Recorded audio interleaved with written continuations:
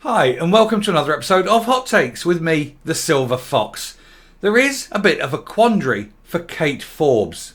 She has very publicly renounced the high protection marine areas, HPMAs, in the past and has said that it's a bad idea, it's been badly thought out and it will damage Scottish interests. And now the Tories are calling for a vote on it. And she is kind of doing the reverse ferret. She's trying to sort of back herself away, walk back her criticism, because otherwise she'll find herself voting with the Tories and against the SNP, which would make her a little bit toxic within the party. So what is a girl to do? Is she to publicly back a policy she has previously criticised? Or is she to stand on her own 2 feet and say, no, I firmly believe this would be disastrous for Scotland and I'm going to vote against it in the interest of the Scottish people? Well, she needs to look to her right, and I don't mean politically, because there is Fergus Ewing, who has come out also and slated this policy and indeed ripped up the bill in Parliament very publicly to show his disapproval. But apparently Kate is... she is kind of testing the waters, as the video is called. She's looking to see if she can get away with not backing the policy. Perhaps she'll have a meeting with a Pakistani advisor, like Humza Yousaf did on a previous bill. See a previous video for that one. But she can't rely on being missing from Parliament because of maternity leave anymore. That boat has sailed, presumably off to catch some fish. Let's look at this article. So, once again, the SNP are having fish problems. First it was salmon, then it was sturgeon, and then it was the member for pollock. And now, of course, it's just fish in general. And Kate Forbes and Fergus Ewing are, they're rolling back on this policy. Well, one of them is. The other one still wants to press ahead with abolishing it.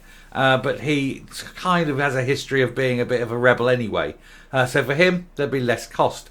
But for Kate Forbes, with her ambitions laid bare recently, I think it's a political game that she really needs to think about. Although I do think that she's right in her criticism of it. It is a very bad idea for the Scottish fishing industry. But we'll take a look at this article, see what's going on. Tory vote on fishing ban plans put SNP rebels Kate Forbes and Fergus Ewing on the hook. See what they did there. I should scale back these fish puns. The Scottish Conservatives have forced a vote on the controversial highly protected marine areas, meaning the backbench Nats who spoke out will be forced to put their party loyalty on the line. Controversial SNP and Scottish Green government plans, which could limit fishing in more than 10% of Scotland's waters, are to be debated at Holyrood this week. Now, this is a policy that will quite literally decimate the Scottish fishing industry. When you're losing 10% of your fishing grounds at a time when it's hard enough to make ends meet or ends fish as it is. The proposed highly protected marine areas, HPMAs, have sparked a huge backlash from fishing and coastal communities and other people who aren't directly involved but who are intelligent enough to know the damage it will cause. With some comparing them to the Highland clearances. The Conservatives and the Lib Dems are both planning to speak out against the proposals. And it's very odd that even the Lib Dems are willing to join the Tories on this issue, given how far to the left the Lib Dems are.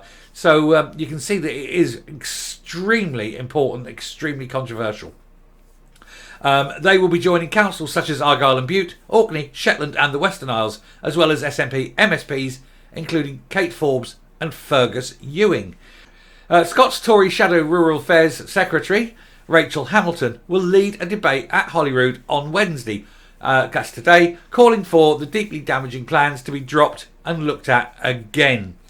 She said the SNP backbench rebels will have the perfect opportunity to back up their warm words by voting with her party against the wine bar revolutionaries of the Scottish Greens. You have this tiny, tiny green tail wagging the yellow dog, and their policy. This is a green policy.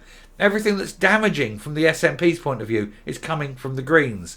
But it won't do any good. Even if it's implemented, it won't do any good. But it will do immense harm.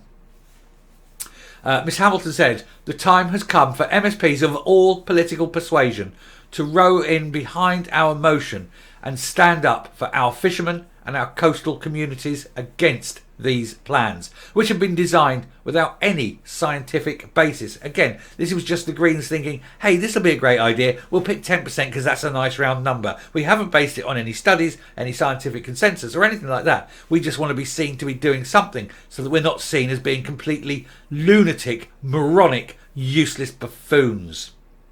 Too late. The SNP Green plans are completely unworkable and they must urgently be reconsidered. We have heard SNP MSPs representing Highland and Island communities voice their opposition. There's a lot of people, even outside those communities, who are utterly opposed to this madness. Now they must back up their warm words and back our motion. Make no mistake, the overwhelming influence of the wine bar revolutionaries in the Greens, who have no idea about the rural way of life, are the driving force behind this illogical plan. As I mentioned, this is purely a Greens plan. Nothing here coming from the SNP on this particular one. She added, it is little wonder that the sector and those communities have lined up to oppose these plans in the strongest possible terms. The Scottish Conservatives share those concerns, which is why we are forcing a vote this week in Parliament.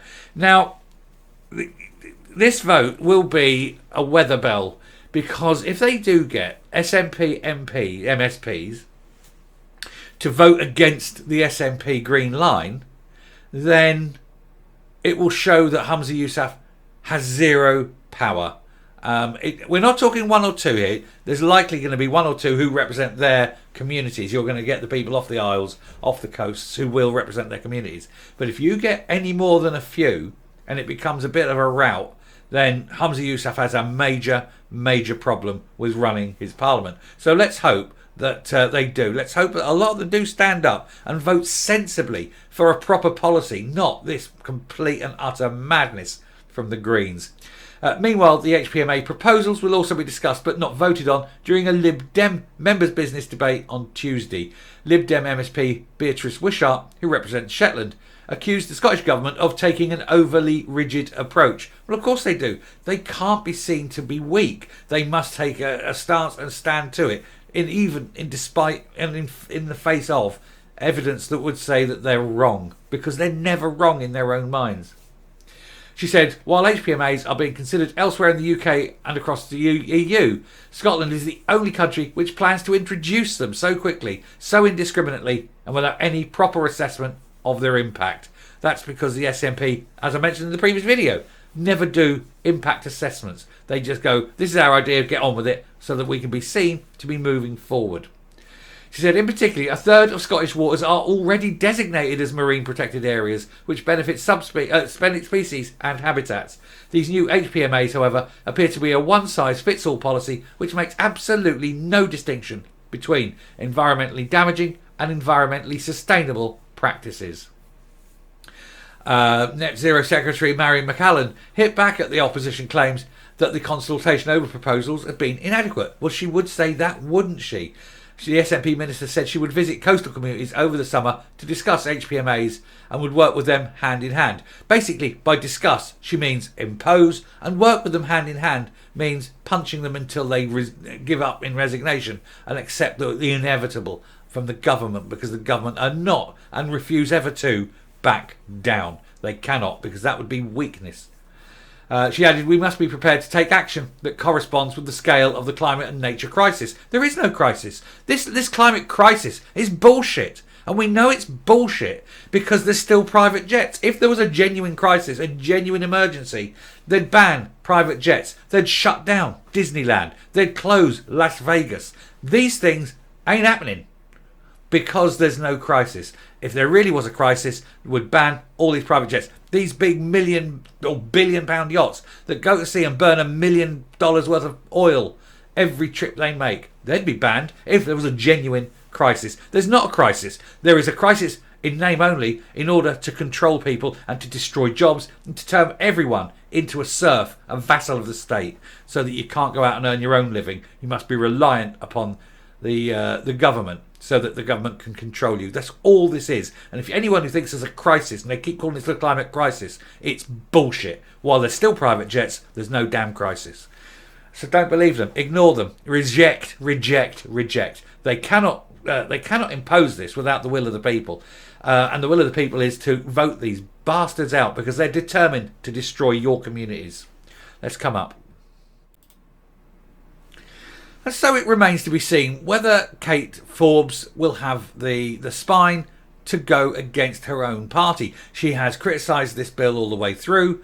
Will she, stand up, be counted, and vote against it? I think, and I suspect Fergus Ewing will. He's kind of gaslit everybody that he's not happy with this bill. He's going to go and vote against it. People are expecting it. And a few of the island communities and the coastal communities, they may well lose a few votes on those particular MSPs. But I think if Kate Forbes goes as well, that will be a sign. And I think that she would then lead a charge. It would certainly weaken Humza Yousaf. It would weaken his position quite substantially. And I think it would give a show that Kate Forbes is someone who will vote for her community, will vote and take a stance and stick with her stance if she votes against the SNP. Also, it will massively weaken the Green SNP alliance, because this was a Green policy after all. And if a lot of SNP members vote against it, it could get the Greens to storm off down the garden in their little sandal-besocked feet, crying into their tofu sandwiches and moaning that life isn't fair. And that could end up with a formal split between the two. Who knows?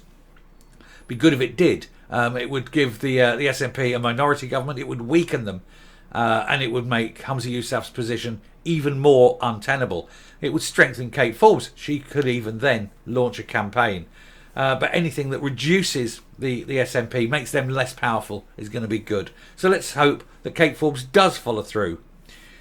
I suspect, though, that she won't. I don't think she's going to do it. I think that undoubtedly Fergus Ewing will. I don't think Kate Forbes will. And that would be sad if she doesn't. And I shall end there. Thank you very much for watching. If you like what you're seeing here on the channel, please hit that subscribe button, ring that bell, leave a like, leave a comment, please share the video. And until next time, stay safe, stay well, keep on fishing, and goodbye.